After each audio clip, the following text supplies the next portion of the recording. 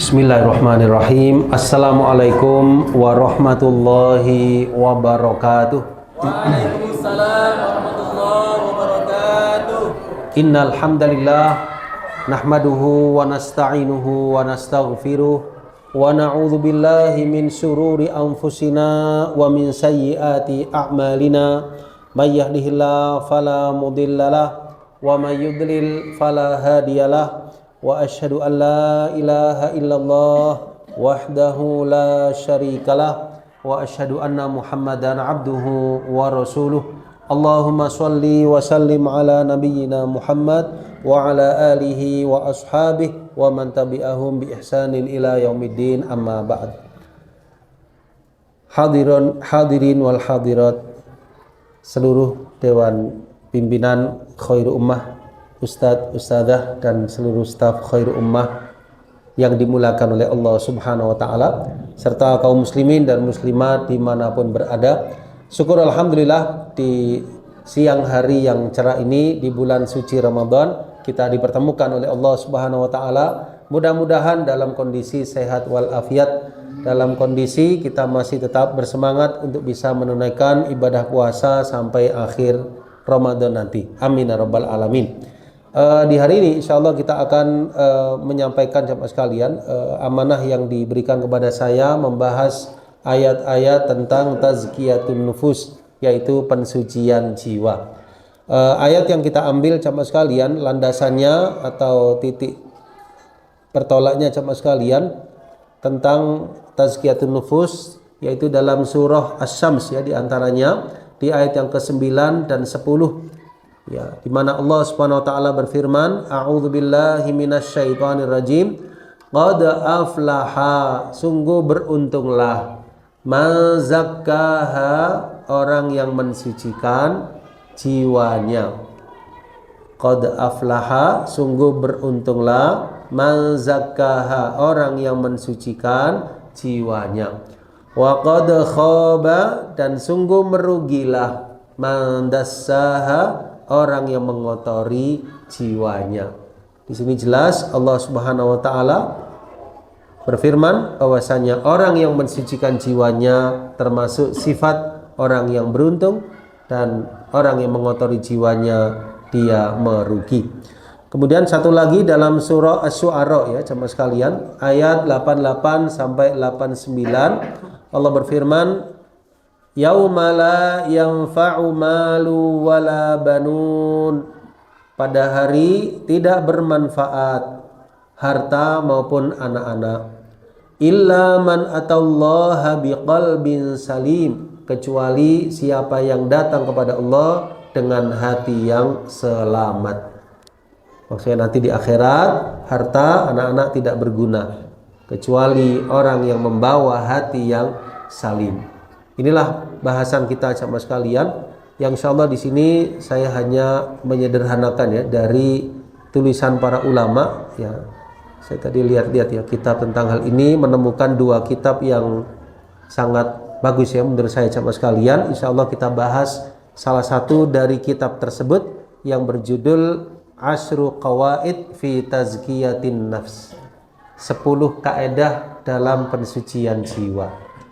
Ya, judul kitabnya Asyru Qawaid fi Tazkiyatin Nafs, 10 kaedah dalam penyucian jiwa.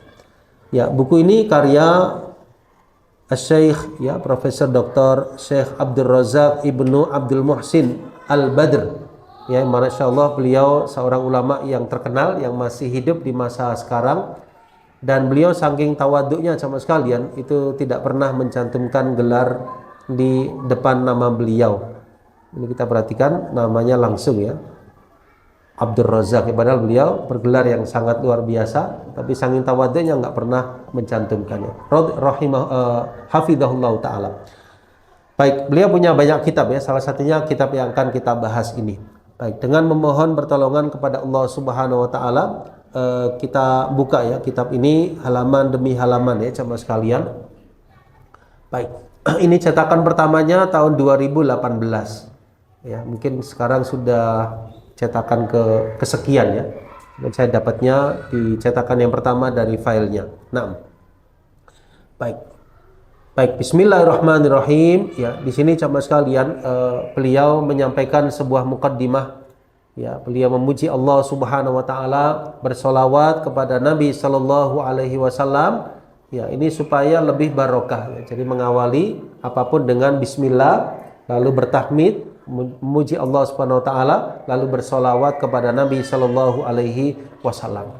Lalu beliau jelaskan, amma ba'd, fannafsul lati baina jambai al-insan amruha azimun. Ya, jadi jiwa yang ada di hadapan kita, yang ada pada diri kita jamaah sekalian, ini perkaranya adalah besar. Ya, bukan sesuatu yang remeh, bukan sesuatu yang disia-siakan, tapi perkara yang besar. Wa sya'nuha kabir, perkaranya adalah agung, besar. Ya. Allah Subhanahu wa taala telah bersumpah, ya, dengan makhluk-makhluknya yang besar, yang menunjukkan atas keagungannya Subhanahu wa ta'ala. Fi surah Asy-Syams, ya, Allah bersumpah dalam surah Asy-Syams, ya, tentang jiwa yang berbahagia dan jiwa yang tidak berbahagia, yaitu pada ayat yang kita baca tadi, qad aflaha man zakkaha. Berarti ada jiwa yang berbahagia, yang suka mensucikan dirinya, ada jiwa yang tidak yang merugi, yaitu yang mengotori jiwanya sendiri.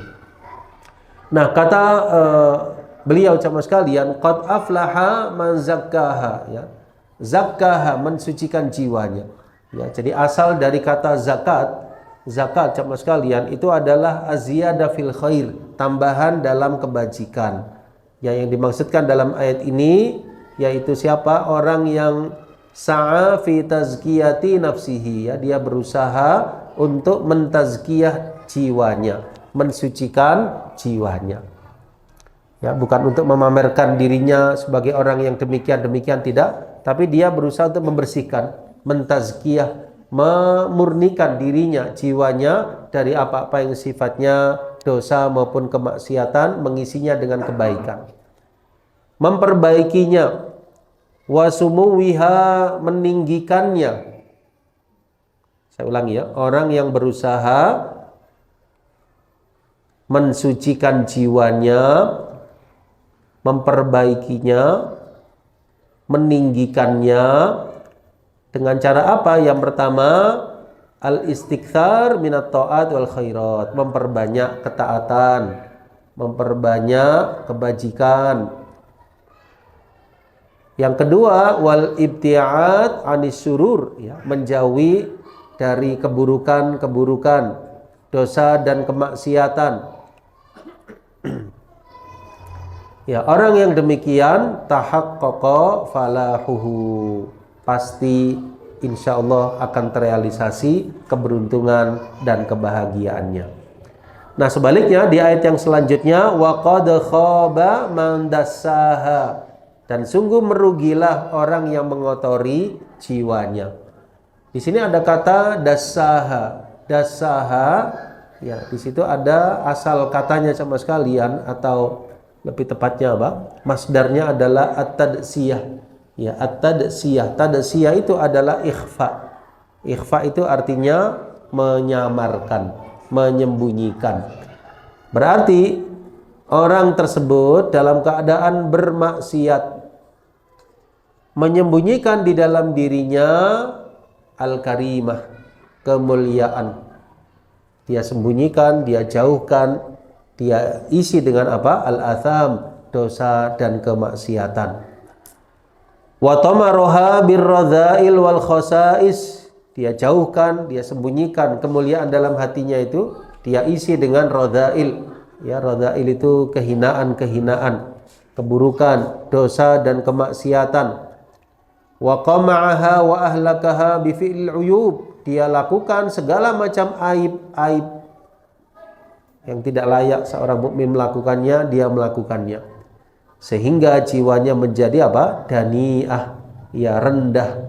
Wadhi'ah, sama maksudnya rendah. Munhattah, jatuh. Ya, ini perbedaan yang jauh, ya, antara orang yang beruntung mensucikan jiwanya dan sebaliknya orang yang merugi, yang mengotori jiwanya. Nah, jiwa yang baik jamaah sekalian, jiwa yang mulia itu semestinya la tardha minal asya illa bi'a'laha. Ya, tidak ridho dengan sesuatu kecuali yang paling tinggi. Ya, jadi maksudnya kita itu jadi hamba yang beriman jamaah sekalian, kita kepingin yang terbaik. Ya, dari kesucian jiwa, dari amalan, dari apapun. Meskipun kita belum tentu meraihnya. Tapi orang yang berusaha menuju ke yang terbaik, insya Allah dia di dalam jalan menuju kebaikan tadi. Ya, kan Allah itu tidak melihat tidak melihat kesempurnaan hasil ya, tapi yang Allah lihat usaha untuk ke arah keberhasilan tadi, ikhtiarnya yang dilihat. Ya, jadi seorang mukmin yang jiwanya itu mulia tidak ridho kecuali dengan sesuatu yang paling tinggi, paling afdol, paling terpuji akibatnya. Nah, sebaliknya jiwa yang buruk sama sekalian, tahumu haulad danaat, berkecimpungnya pada sekitaran sesuatu yang hina, yang rendah, seperti halnya dzubab ya. Dzubab itu lalat, selalu mengitari sesuatu yang tidak baik ya, kotoran dan sebagainya ya. Baik, kita lihat di halaman selanjutnya sama sekalian, di baris setelahnya ya. Fan nafsus syarifatul aliyah la tardha bidzulmi. Ya, jadi jiwa yang mulia itu tidak ridho dengan kedzaliman. Tidak ridho itu maksudnya tidak mau dia berbuat zalim. Tidak mau dia berbuat fawahish ya, kekejian. Tidak mau berbuat sariqah ya, sariqah itu mencuri ya, atau semisalnya mencuri, berkhianat ya, mengambil harta orang lain ya. Nah, jiwanya lebih tinggi daripada itu semua. Jiwanya lebih mulia daripada itu semua. Ya, sebaliknya jiwa yang hina ya. Kullu nafsin tamilu ila ma yunasibuha wa yusakiluha. Ya, jadi jiwa yang hina sebaliknya. Maka masing-masing jiwa akan condong kepada apa yang mencocokinya, apa yang sesuai dengannya. Jiwanya baik, suka yang baik, suka yang mulia. Jiwanya buruk, suka yang buruk. Ya, berarti coba sekalian, jiwa itu pangkal dari segala sesuatu. Ya, ucapan, perbuatan kita lahirnya semua dari jiwa.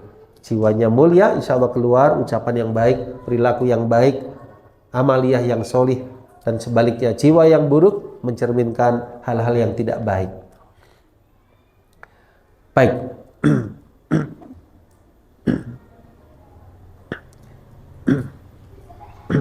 Nah, di sini kata beliau, saya akan menjelaskan kata beliau 10 kaidah yang penting yang bisa membantu seorang muslim untuk mentazkiyah jiwanya, mensucikan jiwanya. Saya mohon kepada Allah supaya Allah SWT, kata beliau, mensucikan jiwa-jiwa kita, memperbaiki amal-amal kita, meneguhkan ucapan-ucapan kita, kemudian memberikan basirah kepada kita, keteguhan di atas al-haq, dan memudahkan kita semua mengikuti petunjuk Nabi SAW dan kebenaran.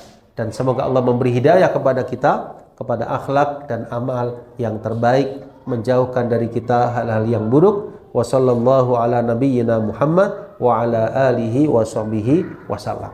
Baik, kita masuk kepada kaidah yang pertama untuk pensucian jiwa jemaah sekalian. Apa kuncinya? Kuncinya yaitu mentauhidkan Allah Subhanahu wa ta'ala. Mentauhidkan Allah Subhanahu wa ta'ala. Kunci pensucian jiwa yang pertama.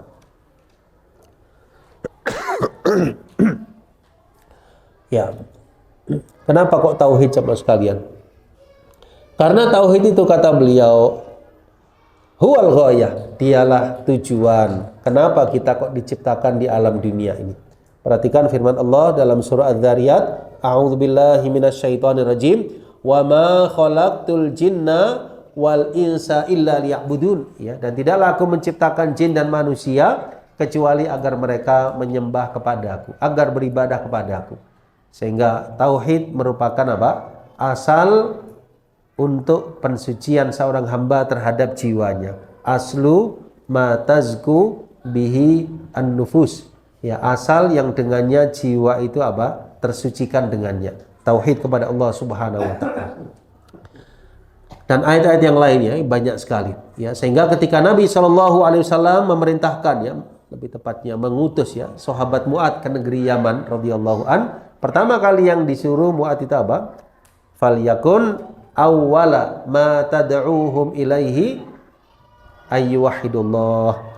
Hendaknya yang pertama kali engkau serukan kepada mereka yaitu agar mereka mentauhidkan Allah Subhanahu wa taala. Asalnya kufar, asalnya ahlu kitab di Yaman. Ya, ini yang didakwai Mu'ad pertama kali. Ya. Sebelum masuk kepada hal-hal lain sama sekalian, sebelum masuk kepada sholat, ibadah-ibadah yang lain, perbaikan akhlak dan sebagainya, nomor satu mentauhidkan Allah Subhanahu wa taala. Berarti apa? Diseru untuk mengucap dua kalimat syahadat. Kalau sudah menyeru bersaksi dua kalimat syahadat, mentauhidkan Allah Subhanahu wa taala, ini kunci kesucian jiwanya. Yang asalnya dia kafir menjadi seorang yang beriman, masuk ke dalam Islam, insya Allah tersucikan hatinya, ditambah hal-hal lain penunjang kesucian qalbunya tersebut. Nah,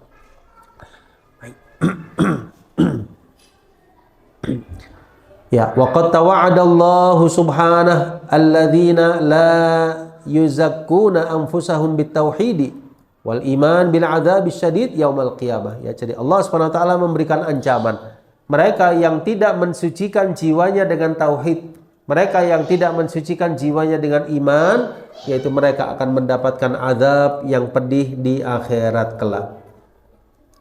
Allah berfirman, a'udzubillahi minasyaitonirrajim, wa wailul lil musyrikin. Kecelakaanlah bagi orang-orang yang menyekutukan Allah, bagi orang-orang yang musyrikin, alladzina la yu'tunaz zakata wa hum bil akhirati hum kafirun. Ya, itu orang-orang yang mereka itu tidak mendatangkan zakat, ya, maksudnya tidak mensucikan dirinya dengan apa sama sekali, dengan iman, dengan tauhid, sedang mereka ingkar terhadap negeri akhirat. Ya, ini ditafsirkan oleh salah seorang ulama, Imam Ibn Taimiyah, maksudnya adalah tauhid kepada Allah dan iman yang mensucikan hati. Nah,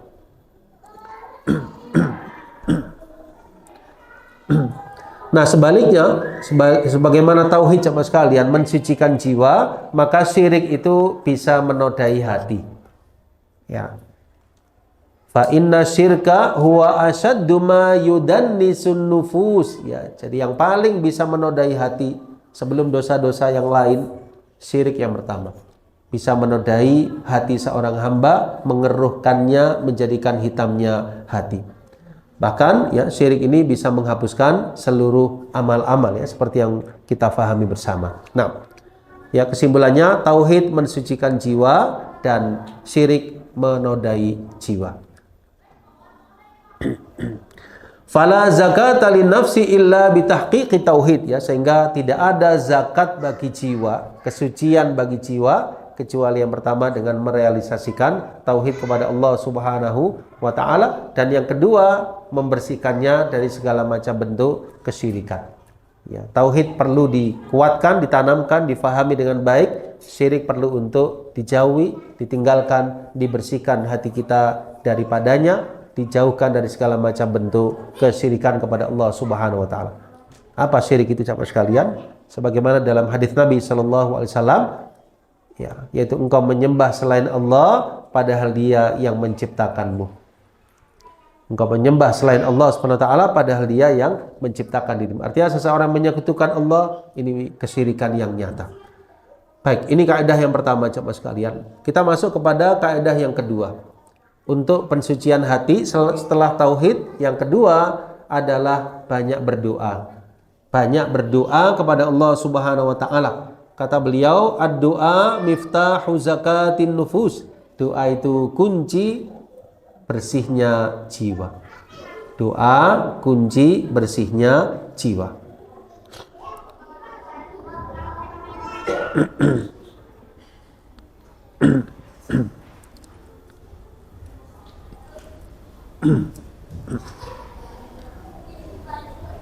Ya, di sini disebutkan ya, ayat-ayat dan athar-athar ya, tentang masalah doa. Ya, kita lihat halaman setelahnya. Nah, ini ayat yang atau hadis yang berkaitan ya tentang masalah doa. Ya, doa umum sama sekalian. Apa saja doa itu luar biasa baik. Yang penting bukan doa yang isinya dosa. Nah, kaitannya dengan tazkiyatun nufus, maka doa yang perlu kita baca ini yang diberi warna tebal ya. Allahumma ati nafsi taqwaha wa zakkiha anta khairu man zakkaha anta waliyuha wa maulaha. Ini bagus ya sahabat sekalian dan luar biasa karena memang doa Nabi Shallallahu Alaihi Wasallam. Allahumma ya Allah ati nafsi, anugerahkanlah kepada jiwa hamba taqwaha, ketakwaannya, wa zakkiha, sucikanlah jiwa hamba, anta khairu man zakkaha, engkaulah ya Allah sebaik-baik yang mensucikannya, anta waliyuha, engkaulah walinya, pelindungnya, pemiliknya, wa maulaha, dan juga maula dari jiwa hamba. Maksudnya pemilik, pengatur yang menjernihkan hati hamba, engkaulah ya Allah. Coba kita hafalkan ya. Allahumma ati nafsi taqwaha wa zakkiha anta khairu man zakkaha anta waliyuha wa maulaha. Sekali lagi, Allahumma ati nafsi taqwaha wa zakkiha anta khairu man zakkaha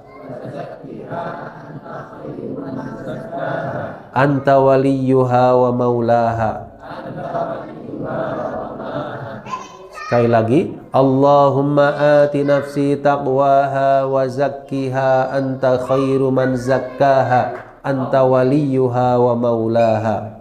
Allahumma ati nafsi taqwaha wa zakkiha anta khairu man zakkaha anta waliyuha wa maulaha.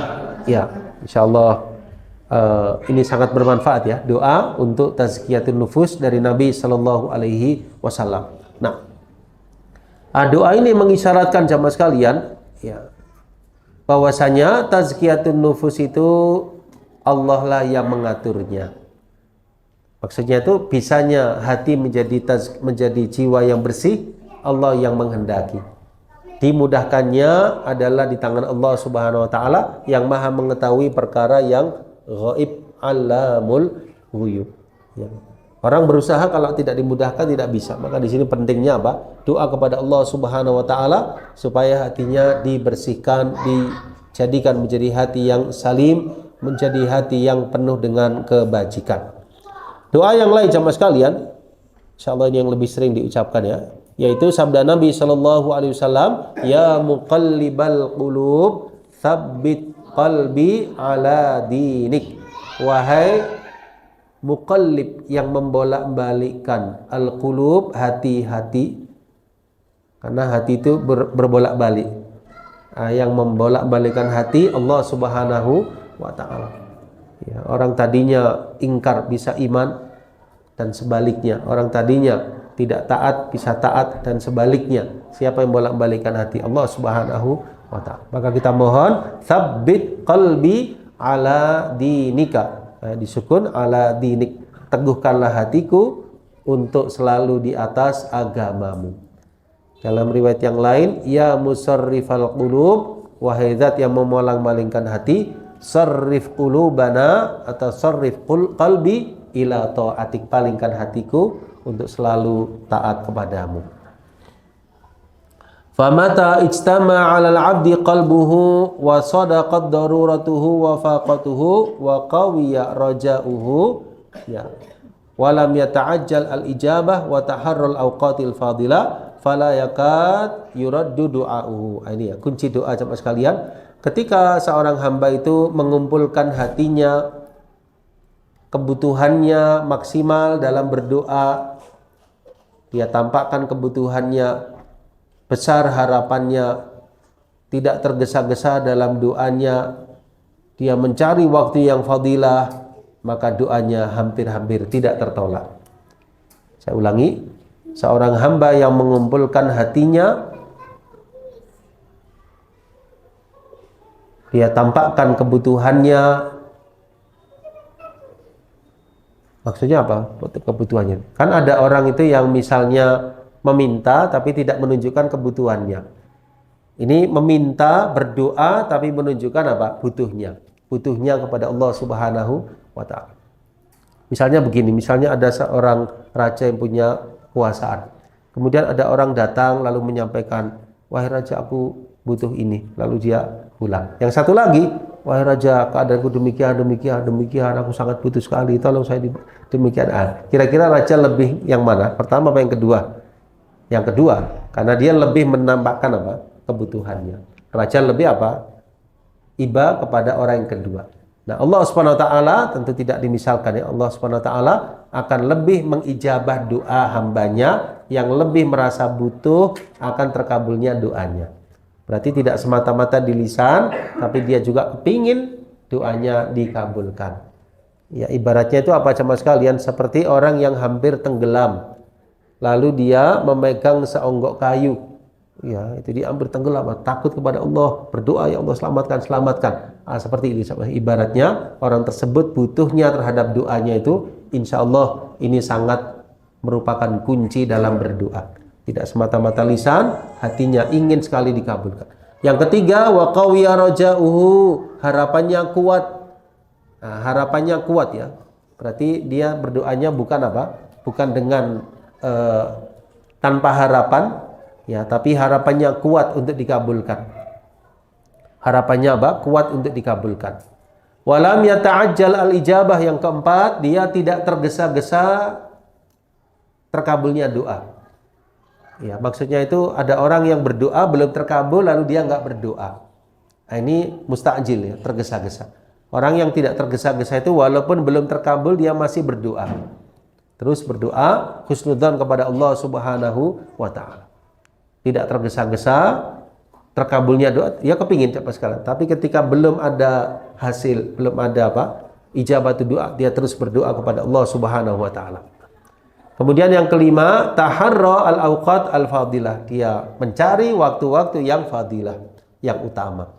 Di antaranya kapan ya Mas sekalian? Seperti di waktu sujud, ya, di waktu sepertiga malam yang akhir, di waktu turunnya hujan, ya, di waktu bersafar, ya, kalau tempat di atas Safa dan Marwah, ya, setelah minum air Zam-Zam, ya, di medan perang, ya. Ini semua termasuk di antara apa? Sebab dan waktu-waktu ijabahnya apa? Doa. Fala yakadu yuraddu du'ahu, hampir-hampir doanya tidak tertolak, ya. Nah, ini hal yang perlu diperhatikan sahabat sekalian. Nah, untuk kaitannya dengan tazkiyatun nafs, kata beliau, yang paling penting diperhatikan yaitu bahwasannya zakatun nafsika biyadillah, kesucian jiwamu itu di tangan Allah. Ya, seperti halnya rezeki ya. Rezeki itu di tangan Allah, kita hanya berusaha mencari. Demikian pula kita kepingin bersih hati jiwa kita, tawakallah kepada Allah, bergantunglah kepadanya selain kita berusaha dan juga berdoa. Karena dialah yang menjadikan hati itu bersih atau sebaliknya. Dialah Allah yuzakki may yasha, dia akan sucikan hati siapa yang dikehendaki. Ya, tentu kita berhusnudzan, berharap, berusaha, termasuk yang diberikan tazkiyah, diberikan kesucian jiwa kita oleh Allah Subhanahu wa taala. Ini berdasarkan firman Allah, balillahu yuzakki may yasha, bahkan Allah lah, dialah yang memberikan kesucian jiwa bagi siapa yang dikehendaki. Baik. Ini yang kedua sama sekalian. Ini ada syair ya di sini sama sekalian. Ketika perang Ahzab, nah itu Nabi Shallallahu Alaihi Wasallam mengucapkan syair. Ya. Wallahi laulallahu mahtadaina wala tasaddaqna wala sallaina. Demi Allah, kalaulah bukan karena Allah Subhanahu wa taala, kami tidak akan mendapatkan petunjuk. Kami tidak akan bersodakoh, kami juga tidak sholat. Ya, artinya karena Allah lah kita mendapat apa? Petunjuk, bisa beramal soleh, sholat, sodako dan sebagainya. Allah lah yang memudahkan. Nah, insyaallah demikian. Kita lanjutkan ke halaman yang setelahnya.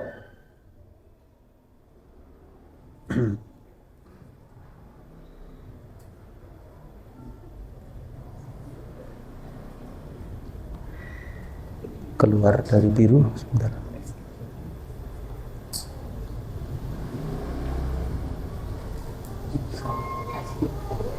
Skip ya.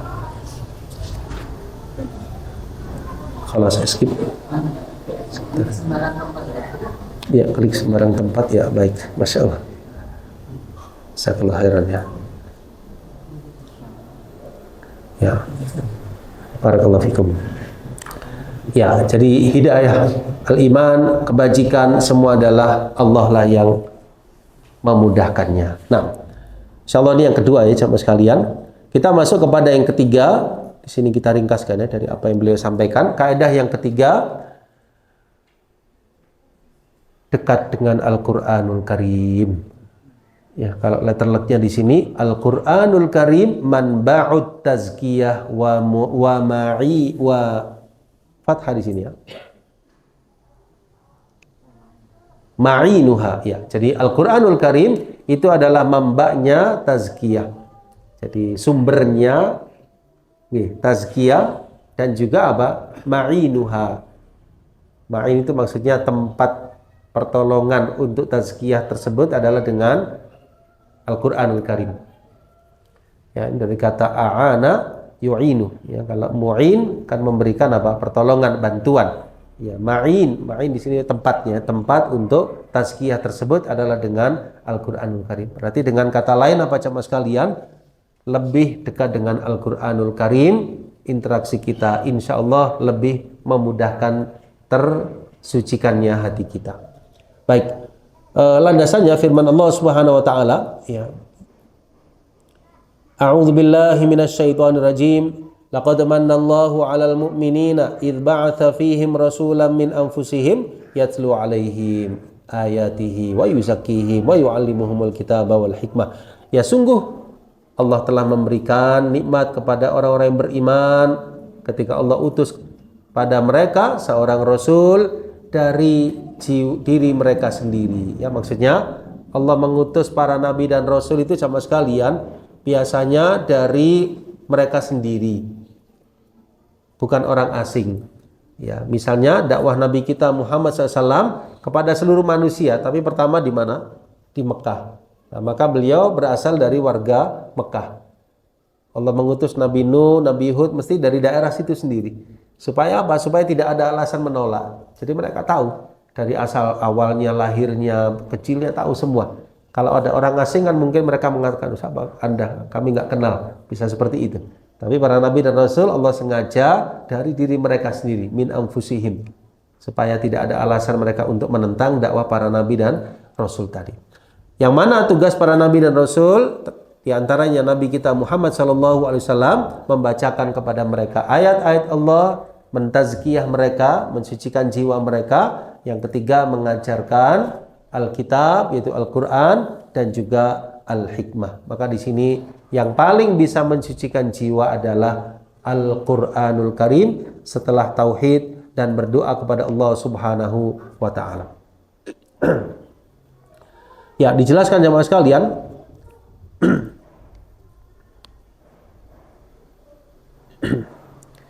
Kata Ibnu Abbas radhiyallahu anhuma, "Dhaminallahu liman ittaba'a Al-Qur'ana alla yadhilla fid dunya wa la yashqa fil akhirah." Ya, jadi Allah menjamin siapa orang yang mengikuti Quran sebagai landasan hidupnya, dia nggak akan sia-sia di dunia, nggak akan celaka di akhirat. Ya, berbahagialah kita dalam sekolah Al-Quran jemaah sekalian. Kita mengajarkan Al-Quran, anak-anak kita belajar Quran. Insya Allah ini semua memudahkan kita untuk mensucikan jiwa-jiwa kita. Apalagi kita sebagai guru, pengajar, dan staf di lingkungan Khairul Ummah, mudah-mudahan kita lebih dekat lagi dengan Al-Quranul Karim. Ya, jadi di dunia tidak akan celaka, di akhiratnya tidak akan celaka. Dunianya nggak tersesat, akhiratnya tidak yashqa, tidak celaka. Famanittaba'a hudaya fala yadhillu wala yashqa. Ya, barang siapa yang mengikuti petunjukku, maka dia tidak tersesat dan tidak pula celaka. Apalagi kita di bulan apa? Ramadan ya. Bulan Ramadan, syahrul Quran, bulannya Al-Quran, maka sangat baik kita lebih dekat dengan Al-Quran. Berkata Imam Ibnu Qayyim rahimahullahu taala, Quran itu syifa, ya, obat penawar yang sempurna dari seluruh penyakit hati maupun jasmani. Menarik ya, hati maupun apa? Jasmani. Hati maupun jasmani. Ya, jadi ternyata tidak hanya hati ya, termasuk apa? Jasmani. Ya, sangat baik ya kita menggunakan Al-Quran sebagai salah satu pengobatan kita sama sekalian. Di antaranya yang disebutkan dari para sahabat itu membacakan surah Fatihah. Suratul Fatihah ya ketika ada yang sakit, maka insya Allah ya ini termasuk ikhtiar seorang hamba di mana dia beristisqa dengan Al-Quran Al-Karim. Ingat kisahnya itu ya di tafsir Imam Ibnu Katsir ya. Sampai pemimpin kabilah itu diberikan kesembuhan oleh Allah SWT dengan bacaan Fatihahnya sahabat. Nah, baik. Ya, kemudian bagaimana interaksi kita dengan Al-Quran sama sekalian? Yang pertama, biqiraatihi.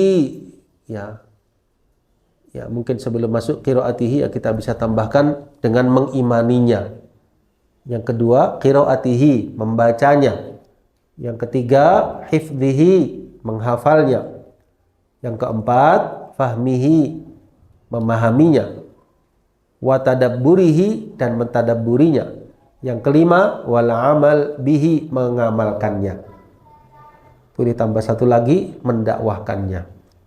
Ya, jadi mengimaninya, yang kedua membacanya, yang ketiga menghafalnya, yang keempat memahami, mentadabburinya, yang kelima mengamalkannya, yang keenam mendakwahkannya.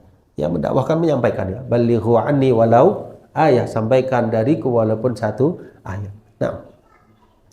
Nah, di sini diberitahukan ya oleh sahabat Ibnu Mas'ud kebiasaan para sahabat terdahulu, biasanya mereka itu belajar 10 ayat, mereka tidak melampauinya sampai mengetahui makna-maknanya, lalu mereka mengamalkannya.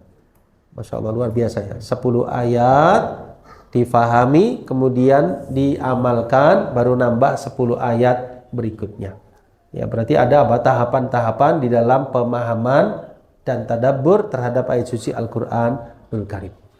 Ya, kita bayangkan kalau anggap saja satu hari sama sekalian, satu hari misalnya satu ayat, berarti satu bulan berapa? 30 ayat. Ya, satu tahun Al-Baqarah selesai. Ya, Al-Baqarah kan 286 ya. Satu tahun 365 hari. Ya, lebih dari Al-Baqarah. Ya, itu pemahaman ya. Kalau 10 ayat ya lebih-lebih lagi. 10 berarti Al-Baqarah dalam waktu 1 bulan kurang. Nah, ya ini tinggal istiqomahnya ya, istiqomahnya, masya Allah, istiqomahnya. Satu ayat apa difahami. Ya, insya Allah demikian ya, sama sekalian. Kesimpulannya apa? Al-Quran insya Allah bisa mentazkiyah diri kita dengan catatan diimani, kemudian dibaca, kemudian dihafalkan, kemudian berusaha untuk difahami, ditadabburi makna-maknanya. Nah, yang keempat, al-qaidah ar-rabi'ah. Ya, kita cukupkan sampai yang keempat ya sama sekalian, yaitu ittikhadzul uswah wal qudwah, mengambil suri tauladan. Mengambil apa? Suri tauladan. Maksudnya kalau kita kepingin hati kita suci, kita perlu menjadikan seseorang sebagai panutan kita. Nomor satu tentu Nabi Muhammad Sallallahu Alaihi Wasallam. Ya, para nabi dan para rasul secara umum, ya, para sahabat, para salafus soleh, para ulama, ya, ini semua panutan-panutan terbaik dalam kehidupan untuk memudahkan kita. Dasarnya firman Allah Subhanahu Wa Taala, laqad kana lakum fi Rasulillahi uswatun hasanah. Sungguh telah ada bagi kalian pada diri Rasulullah yaitu uswatun hasanah. Suri tauladan yang terbaik. Nah, jadi dengan mengikuti Nabi Shallallahu Alaihi Wasallam ini menunjukkan apa? Sidqi mahabbatillah, benarnya cintanya hamba kepada Allah Subhanahu wa taala. Kalau memang mengaku cinta kepada Allah, ikuti Nabi sallallahu alaihi wasallam. Nah, terakhir di sini sahabat sekalian ada nasihat ya Imam Ibnu Qayyim bahwasanya mentazkiyah jiwa itu lebih berat daripada mengobati badan.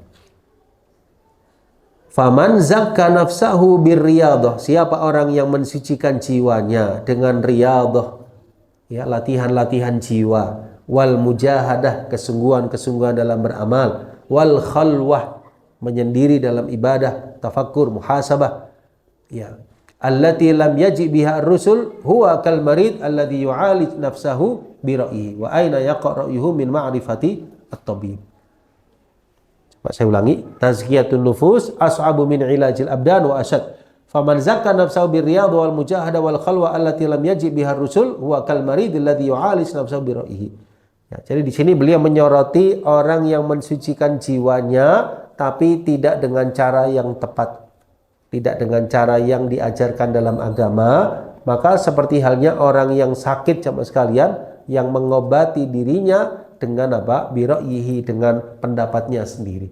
Berarti kesimpulannya mentazkiyah hati perlu metode Al-Quran dan Sunnah Nabi Sallallahu Alaihi Wasallam, bukan dengan cara-cara yang dibikin sendiri atau dibikin oleh golongan-golongan tertentu, tapi hendaknya kembali kepada acuan Quran dan Sunnah Nabi Sallallahu Alaihi Wasallam. Salah satunya dengan mentauhidkan Allah, dengan berdoa kepada Allah Subhanahu Wa Taala. Kemudian yang ketiga tadi apa? Ya, apa tadi? Iya, ini termasuk cara-cara yang benar yang diajarkan di dalam agama kita. Dan insya Allah masih ada metode-metode yang lain sampai ke 10 kaidah. Mudah-mudahan apa yang telah disampaikan oleh penulis dalam buku ini bermanfaat untuk diri saya terutama dan untuk para jamaah sekalian, dan semoga Allah SWT memberikan kemudahan hati kita untuk lebih baik dan lebih suci, lebih terkendali, sehingga kita dimudahkan untuk lebih bisa menjadi insan yang beriman, bertakwa dan beramal soleh. Ya, kita tahu bahwasanya jiwa itu atau hati ada 3 ya jamaah sekalian. Ada al-qalbus salim, ada al-qalbul marid, ada al-qalbu al-mayyit. Jadi ada hati yang salim, ini hati yang sehat, yang selamat. Ada hati yang sakit, yang ketiga hati yang mati. Wallahu ta'ala a'lam bisawab. Ya, saya cukupkan dulu. Seperti yang sudah mendekati jam 1, barangkali ada yang kurang jelas dari uraian tadi. Nah,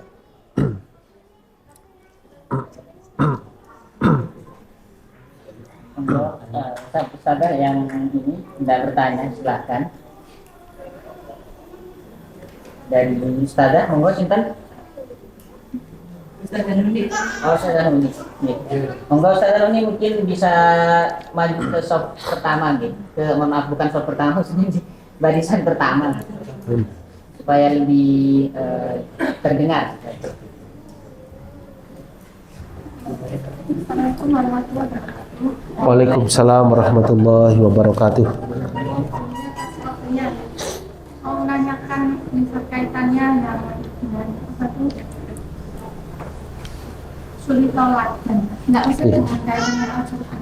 Biasanya di masyarakat itu saya pernah mendengar orang itu bilang orang itu pintar ngaji tapi kok tingkah lakunya yang sesuai, misalnya kadang itu menjadikan apa masyarakat awam itu jadi memandang maksudnya kurang semangat lagi untuk mengaji, bahkan bilang lebih baik nggak bisa baca Quran tapi baik punya. Ya, beliau sebagai apa di masyarakat itu? Sebagai jamaah umum atau orang umum atau ya, baik ya. Terima kasih atas pertanyaannya. Jadi ada orang yang pandai mengaji, bisa mengaji dengan baik gitu ya, tapi tidak tercerminkan di dalam perilakunya. Ya, jawabannya sama sekalian ini masih ada yang kurang. Ya, yang kurang yaitu apa? Pemahaman dan tadabburnya. Tadi sudah kita jelaskan, ada qiraatan wa hifdzan, kemudian ada pemahaman dan tadabburnya. Kalau sekedar membaca dengan baik tapi tidak tahu isinya sama sekalian, maka dikhawatirkan dia tidak tahu makna dari Al-Quran tersebut. Karena kita beda dengan sahabat ya. Sahabat dulu orang yang memang berbahasa Arab, sehingga ketika turun ayat itu sampai ada di antara mereka itu yang sampai serasa terbang hatinya. Sangat tahu ya, faham akan maknanya. Kan gitu ya. Jadi tahu artinya. Kalau ada yang kurang jelas, mereka tanya kepada Nabi Shallallahu Alaihi Wasallam. Ya. Kemudian beliau menjelaskan. Tapi secara umum mereka faham maksudnya. Nah, kita tidak seperti para sahabat. Maka di sini perlu kepada pemahaman dan tadabbur yang lebih. Caranya bagaimana jamaah sekalian? Dulu mungkin pernah saya jelaskan. Yang pertama, kalau kita kepingin tahu tafsirannya, kita mendatangi majelis tafsir Al-Quran, pengajian tafsir. Itu yang pertama. Yang kedua, kalau kita hanya kepingin tahu makna arti sederhana dari ayat, kita bisa menggunakan bantuan terjemah Al-Quran. Ada yang berupa aplikasi, sampai pun di HP kita juga ada. Ya, saya di HP itu ada aplikasi Al-Quran yang murni ayat, ada juga yang dengan terjemahnya. Nah, ini banyak bantu coba sekalian. Yang kedua, yang dari Departemen Agama itu kan ada terjemah. Ya, coba bayangkan kalau kita baca satu surah, satu ayat ya, kemudian kita lihat terjemah di sampingnya. Baca ayat, terjemah di sampingnya. Ya, ini walaupun agak lama tetapi apa? Faham. Walaupun bukan tafsiran rinci ya, tapi paling tidak apa? Ada gambaran. Jamaah sekalian, tentang maksud dari ayat tersebut. Saya beri contoh misalnya, Bismillahirrahmanirrahim, amma yatasaalun 'anin naba'il 'adzim. Ya, kalau hanya membaca jamaah sekalian, barangkali mungkin kita tidak tahu semua artinya, tapi dengan melihat sisi sebelahnya tentang apa mereka bertanya-tanya, 'anin naba'il 'adzim, tentang berita yang besar, yaitu hari kiamat. Kita jadi ada gambaran, oh berarti an-naba ini menjelaskan di awal-awal ya tentang hari kiamat. Aqimus sholat wa atuz zakah. Ya, kalau tahu artinya kan apa jamaah sekalian, dirikanlah sholat, tunaikanlah zakat. Ya, dalam surat Al-Hujurat misalnya larangan ghibah, larangan untuk berbuat yang tidak baik. Ya, kalau tidak tahu artinya hanya sekedar bacaan. Maka ini nasihat kami adalah lebih ditingkatkan kepada pemaknaan dan juga tadabbur. Itu cara yang kedua ya, terjemah. Cara pertama menghadiri majelis tafsir. Cara yang ketiga dengan memahami kunci dari Al-Quran dan juga hadis, yaitu apa? Memahami bahasa Arabnya. Nah, bahasa Arab ini kunci jemaah sekalian. Kunci. Ya, kalau kita memahami bahasa Arab, insya Allah bisa apa? Banyak hal yang kita fahami dari Al-Quran, dari hadis, dari kitab-kitab para ulama. Meskipun tidak langsung semua ya, tapi bertahap. Karena bahasa Arab itu dalam. Ya, dalam jemaah sekalian. Di atas yang faham masih ada yang lebih faham lagi. Tidak semua hal langsung diketahui. Tahapannya itu sangat dalam. Tapi ini kunci. Kunci untuk memahami apa? Nas Quran maupun hadis Nabi Shallallahu Alaihi Wasallam. Saya beri contoh misalnya, Bismillahirrahmanirrahim. Qul huwallahu ahad. Nah, setelah bahasa Arab, setelah belajar bahasa Arab, qala yaqulu qul. Qala fi'il madhi, yaqulu fi'il mudhari, qul fi'il amr. Oh, qul artinya katakanlah. Paham? Nanti qul a'udzu birabbil falaq. Nah, sudah ketemu kuncinya. Qul ini berarti katakanlah. Ketemu qul a'udzu birabbin nas, oh berarti katakanlah, sama. Nggak akan berubah artinya. Kecuali kata yang memiliki lebih dari satu makna. Qulu, oh berarti ini dhamirnya apa? Antum, oh berarti katakanlah oleh kalian. Ya ayyuhan nas, ketemu kuncinya an-nas, manusia. Ketemu lagi di Al-Qur'an an-nas maupun di hadis maupun di kitab para ulama pasti artinya manusia. Nah, gitu ya. Insan, an-nas. Ya ayyuhalladzina kafaru. Kafaru berarti apa? Dari asal kata kafaro yakfuru. Oh, berarti ini fi'il madhi. Dari fi'il apa? Kafaro, ketemunya di dhamir apa? Hum kafaru. Nah, itu ya sahabat sekalian. Ya, jadi sederhana tapi sangat membantu. Kunci itu ya. Karena itu bahasa itu disebut ilmu apa? Ilmu alat. Alat untuk membuka. Alat untuk membuka. Jadi bukan tujuan tapi alat untuk membuka apa yang akan kita pahami, terserah bahasanya. Bahasa apapun itu kunci sahabat sekalian. Kalau kata Ali bin Abi Thalib bagaimana radhiyallahu an, man arafa lughata qaumin salima min makrihim. Barang siapa yang memahami bahasa satu kaum, dia akan selamat dari makar mereka. Ya benar. Kalau kita tahu bahasa satu golongan, kita nggak akan termakan oleh mereka.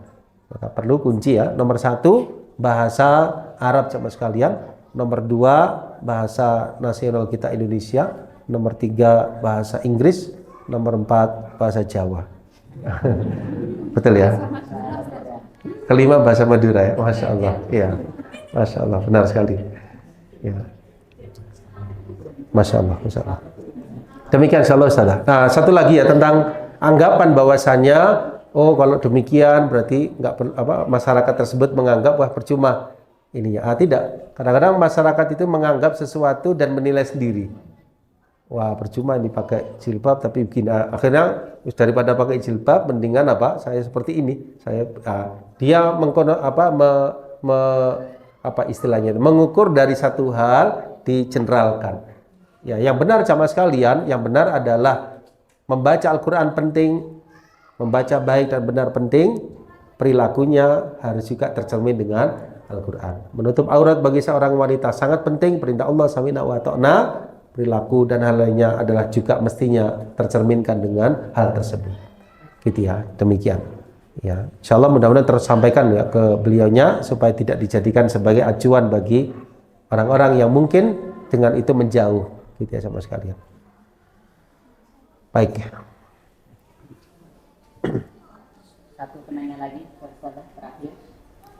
Silakan.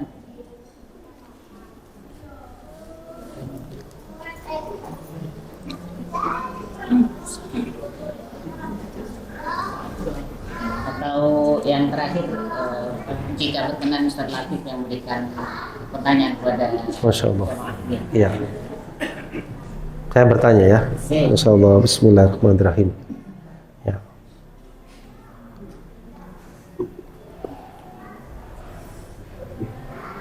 Ya, yang agak mudah saja ya. Ya. Ya. Apa judul dari kitab yang kita baca? Silakan Ustaz. Masya Allah, mumtaz. Ya, ya, silakan. Yang buat saya salut karena langsung dan beliau perhatian ya. Di sini tidak terlihat. Ya, Masya Allah. Berarti masih ingat dengan awalnya. Barakallahu fikum. Jazakallahu khairan. Alhamdulillah, barakallahu fikum. Ya, insya Allah demikian yang bisa kami sampaikan. Ya, meskipun belum semua, mudah-mudahan bisa kita sambung di pertemuan terakhir nanti. Ya, dari kitab ini atau kitab yang satu lagi ya, ini juga bagus kitabnya. Yang satu lagi ini judulnya apa jemaah sekalian? Judul kitabnya yang satu lagi Tazkiyatun Nufus wa Tarbiyatuha kama yuqarriruhu ulama'us salaf. Ya, tazkiyah jiwa dan tarbiyah terhadap jiwa sebagaimana ditakrir oleh para ulama salaf, ya Imam Ibnu Rajab Al-Hambali, Imam Ibnu Qayyim Al-Jauziyah rahimahullah dan Imam Abu Hamid Al-Ghazali rahimahullahu taala. Ya, di sini karya Dr. Ahmad Farid. Ini juga bagus sama sekalian. Wallahu taala alam bisawab. Demikian insyaallah apa yang bisa kami sampaikan, kurang lebihnya saya mohon maaf. Ya, billahi taufiq wal hidayah wa akhiru da'wana alhamdulillahi rabbil alamin. Wassalamualaikum warahmatullahi wabarakatuh. Waalaikumsalam.